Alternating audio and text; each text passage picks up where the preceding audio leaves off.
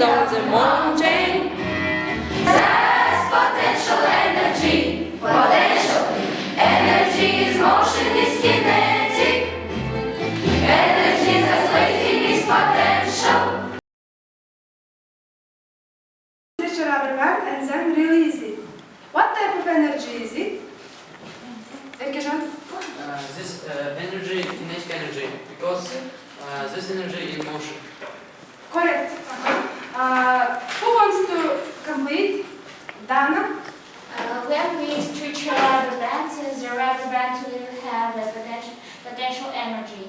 Until we release it, the potential energy will be to kinetic energy. Excellent.